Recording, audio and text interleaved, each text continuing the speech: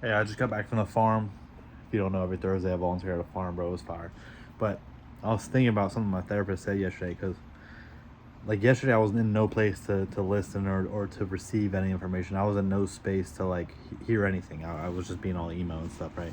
Being all depressed and stuff. I couldn't hear anything. But something she said to me, because, like, I was talking about feeling like I've been on the edge of transformation for a long time and just stuck on the edge, and that it's right around the corner, and it's like how much longer can I go with the carrot being dangled in front of me of like this promise of change, this promise of transformation, this promise of like, abundance and these things, right? And she said to me, so why is it then that you leave every time where you're about to transform? Like, why do you turn away right when you transform? And I was like, what are you talking? I didn't know what she meant by that. So I sat on it. And what she meant by that is because I stopped going to her like a couple months ago. I stopped going to her completely because like I got sober and I was like, I'm good now, right? I stopped going to her. I was like, I don't need you. But I stopped going to her right when we were actually gonna do the hard work. Getting sober isn't the hard work. Yes, it's hard and I should be proud of myself. But getting sober, once again, in terms of like relationship with self or relationship with God, getting sober is just removing the fog. Getting sober is just getting from -5 to 0. Then you got to do the actual work after that. Now you're, I've essentially primed myself, like being sober. I've primed myself to now be in a space where I can hear, and I can listen and I can process and I can be present enough to feel things and to process things. But this whole time I thought that getting sober was the end goal. Like, oh, I'm sober now, God, look. I'm sober now, therapist, look. Now give me everything. No. And so what she said is, yeah, you left when you got sober. You left right when things were about to get changed, right? And when I told her, I was like, I've been on the edge of transformation for 5 years and I'm tired. What I didn't understand is that I've been on the edge of transformation for 5 years. And it's me who is unwilling to make that leap. It's me who's like, oh, well, it's a misunderstanding. It's okay, now that I'm sober, I'm now in a space where I can hear God. I can start to build a relationship with God. I can start to build a relationship with myself. I can start being in the present moment. And it wasn't understanding that.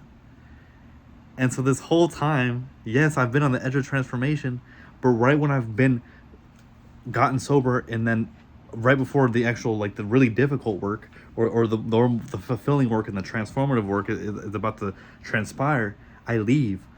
I'm like, I'm dipping. And that was just interesting. Like,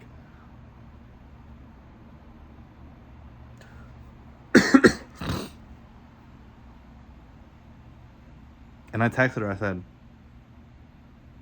I understand what you're. I understand now because I told her I wasn't going to come back. Right? I was going to repeat that. This cycle that I've repeated for the last 5 years is once again believing that the sobriety is the end all be all, not the start of the road less traveled.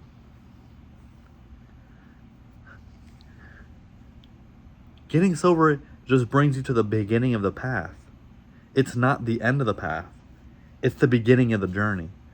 Because I've been on the broad road, like, people that are when you're in addiction and when you're engaging in these worldly things and you care about the shit that's happening, like when you're just like, being a consumer and doing all these things, like that's the easy thing.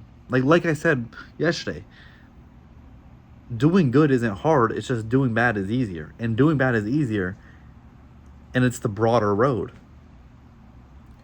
And what I didn't understand is I thought that getting sober, like that, I thought that I've been on the narrow road this whole time, and getting sober was the end of that narrow road where it now splits into this beautiful life.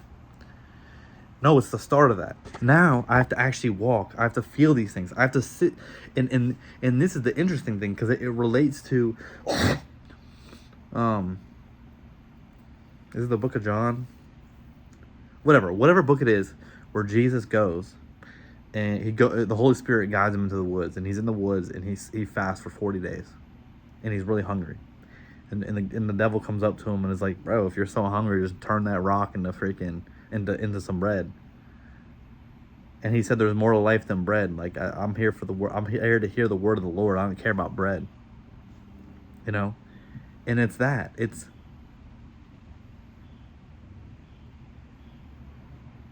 yesterday, like you know, the devil doesn't tempt you when things are going well. He tempts you when you're irritated, when you're upset, when you're mad, when shit happens. And that's why I've been proud of myself. Because yesterday, don't get me fucked up. Yesterday there was voices in my head that were like, just do the thing, you know. But it was shut down instantly, because it's like, that's the easy way out. Like going back into addiction is literally just like not being a real person. Me just taking the easy way out repeatedly. Me not actually processing my feelings, not sitting with my emotions, not sitting with myself, like. And so what? I just sit with myself, because that's what Jesus did, bro. He was like, I don't need to make bread. I don't need the easy way out of my hunger. I'm hungry on purpose. I don't need an easy way to my depression, because I knew I was going to be depressed when I got sober. I knew that was part of the withdrawal. I knew I was going to feel like that. I don't need to go into my addiction when I lost my dog the other day. Trust me, bro. There was some voice that was like, just do, you know. But no, because, okay, so let's just say yesterday I was really depressed, and rather than just sitting with that and sitting with it, even though it feels terrible, and instead of just sitting with that, imagine me engaging with my addiction, then being like, like, and pretending like, almost like, and being fine. Like, no, I shouldn't be fine. I should feel this. I shouldn't feel fine afterwards. I shouldn't, because if I constantly take the easy way out, then I'm not experiencing life, bro. I'm literally just living in this bubble. And so I'm on the road. I'm on the road less traveled. I made it. I made it to the starting point. Sobriety is the starting point. Now it's time to actually do the work, which is sit down with God and talk to Him. Build that relationship with God. Talk to my father. Talk to my family. Talk to my sister. Get back in shape. Get into my Bible. Get into my scripture. Get back in the gym. Continue to eat healthy. Like,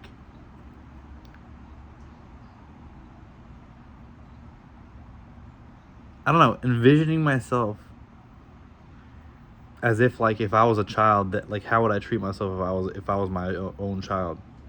And I would pamper myself, you know. And this is all to say, I don't know, my therapist, that was good insight. I've heard being like, well, every time you're about to transform, you walk away. It's because I've misunderstood that I thought I've transformed by getting sober. But that's not a transformation, that's the start. Hopefully any of this makes any sense.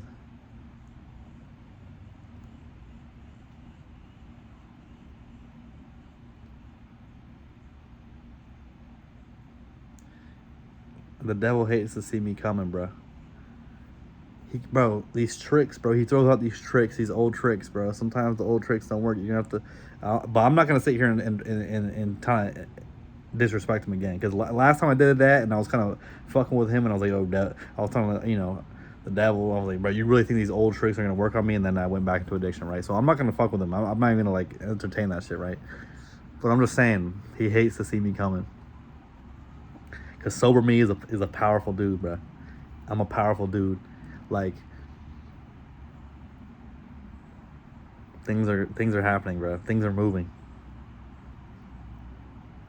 I don't know. And so for all of you, if you've had that feeling, that you get this feeling when you're on the edge of change, right? It's this light. You get this light, almost butterflies, jitters. Almost sometimes too much to handle, where it feels like anxiety. And you gotta just breathe through it and say, I'm deserving of this change that's coming. I'm worthy of it. I'm deserving of it. I put in the work. I can handle it. And if I can't, God help me handle it. God, make me into the person that can handle it. And for all you though that are felt like you're on the edge of change, ask yourself, why am I on the edge? Why haven't I jumped yet? Or do I believe that I'm waiting? Like, if I'm on the edge of change, am I waiting for the change to happen? Rather than understanding I'm on the edge of change because I'm stopping myself from jumping by thinking I have to wait. You should always wait to hear, what direction, you should wait to hear your direction from the Lord, right? But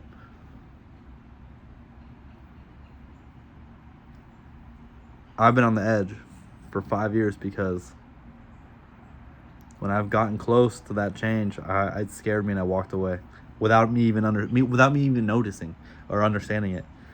Like me begging, I've been begging for transformation and begging for change without understanding that I have been blocking it this whole time.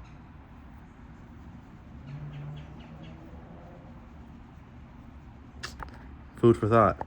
Guys, girls, gays, queers, they, them, these are any, all, everyone, anyone. Have a blessed rest of your Thursday. I'll catch you guys on a beautiful Friday.